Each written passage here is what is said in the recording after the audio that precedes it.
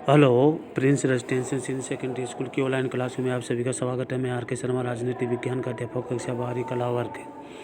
आपका जो नया लेसन स्टार्ट हो रहा है, लेसन नंबर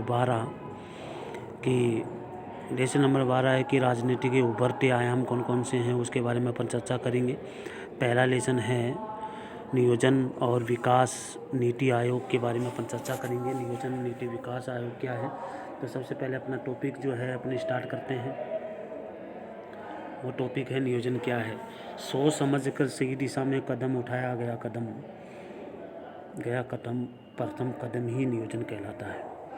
नियोजन के लिए 3 बातें आवश्यक होती हैं। एक होता है स्पष्ट उद्देश्य होने चाहिए। दूसरा इसमें होता है कि उद्देश्य प्राप्त करने की व्यवस्थित साधन या प्रयास होना चाहिए। नंबर 3 है निश्चित अवधि होनी चाहिए। मतलब 3 चीज़ों को ऊपर ध्यान रखना है। स्पष्ट उद्देश्य होने चाहिए, उद्देश्य प्राप्त करने के लिए व्यवस्थित साधन होने चाहिए, प्रयास होना चाहिए। तीसरा है कि निश्चित अवधि होनी चाहिए कि कौन कौन सी अवधि में क्या क्या होना चाहिए, ये निश्चित अवधि होनी चाहिए। इसके बाद जो आप इसमें बताया गया है,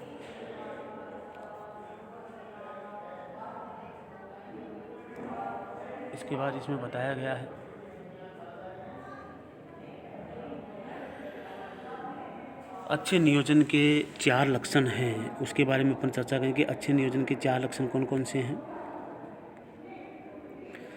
तो देखिए, अच्छे नियोजन के 4 लक्षण कौन कौन से हैं, उनके बारे में अपन चर्चा करेंगे। नंबर 1, निश्चित उद्देश्य। नियोजन में प्रत्येक कार्य एक निश्चित उद्देश्य को प्राप्त करने के लिए ही किया जाता है। उद्देश्यों का निर्धारण करना नियोजन का मुख्य अंग होता है। रोजगार में वृद्धि करना, कृषि का विकास करना, साधनों का उचित विकास करना और गरीबी और अशिक्षा को दूर करना, देश का सामाजिक स्वरूप करना आदि नियोजन द्वारा लक्षण माने जाते हैं। इसके बाद दूसरा जो पॉइंट है वो है समस्त आर्थिक नियोजन अनुसार। नंबर तीसरा है राजकीय हस्तक्षेप भी इसमें माना जाता है लक्षण में। नियोजन के सभी आर्थिक गतिविधियों पर राजकीय नियंत्रण रहता है। इससे स्वतंत्र अर्थव्यवस्था का कोई स्थान नहीं होता। अगला जो चौथा पॉइंट है वह सतत प्रक्रिया होती है। नियोजन निरंतर जारी रहने वाली एक दीर्घकालीन प्रक्रिया है। नियोजन निरंतरकालीन जारी रहने वाली एक दीर्घकालीन एक प्रक्रिया है, जिसके बारे में इसमें बताया गया। इसके लक्षण हैं, इसके 4 लक्षण हैं। अच्छे नियोजन के 4 लक्षण मैंने आपके सामने बताए गए हैं। तो पहला तो बताया गया निश्चित उद्देश्य होता है। दूसरा बताया गया समस्त आर्थिक कार्य योजना के अनुसार होता है। तीसरा जो मैंने आपको बताया गया है राजकीय हस्तक्षेप होता है। चौथा जो मैंने आपको बताया गया सतत प्रक्रिया होती है।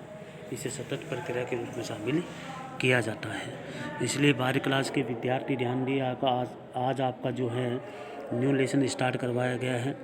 भारत में नए उभरते हुए जो आयाम हैं वो कौन कौन से हैं, उनके बारे में मैंने आपको पढ़ाया गया है, शुरू करवाया गया कि नियोजन क्या है। ये सतत चलने वाली एक प्रक्रिया है।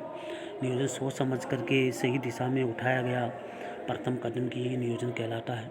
नियोजन की 3 बातें हैं इसमें स्पष्ट, जो मैंने आपको करवा दी गई कि 3 बातें कौन कौन सी हैं वो स्पष्ट करवा दिए गए हैं। स्पष्ट उद्देश्य है और दूसरा है उद्देश्य प्राप्त करने के व्यवस्थित साधन या प्रयास, और तीसरा है निश्चित अवधि।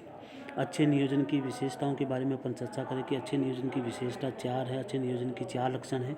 पहला है निश्चित उद्देश्य, समस्त आर्थिक कार्य योजना अनुसार, राजकीय हस्तक्षेप और सतत प्रक्रिया ये इसमें शामिल की गई है। तो निश्चित उद्देश्य इसमें शामिल है। इसलिए आज के जो लेसन में मैंने आपको करवाए गए हैं कि नियोजन क्या है, नियोजन के उद्देश्य कौन कौन से हैं, 3 उद्देश्य आपको बता दिए गए हैं। चौथा है कि अच्छे नियोजन के 4 लक्षण हैं, वो मैंने आपको बता दिए गए हैं।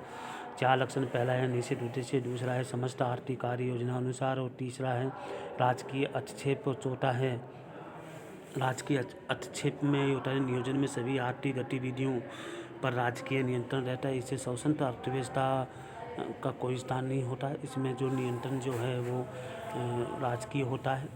इसके बाद है सतत प्रक्रिया मानी जाती है सबसे अच्छी प्रक्रिया के रूप में। सतत प्रक्रिया में निरंतर चलने वाली प्रक्रिया को सतत प्रक्रिया के नाम से जाना जाता है। इसलिए 12वीं क्लास के विद्यार्थी आज नया चैप्टर स्टार्ट करवाया गया है। पहले वाले लेसन आपको अच्छे से याद करने हैं और आपके आप मंगलवार को जो है महत्वपूर्ण क्वेश्चन जो है हर लेसन के भेजे जाएंगे, जो आपको कॉपी में नोट करने हैं, उनके आंसर लिखने हैं। इसलिए आज की क्लास में इतना ही है। जय हिंद।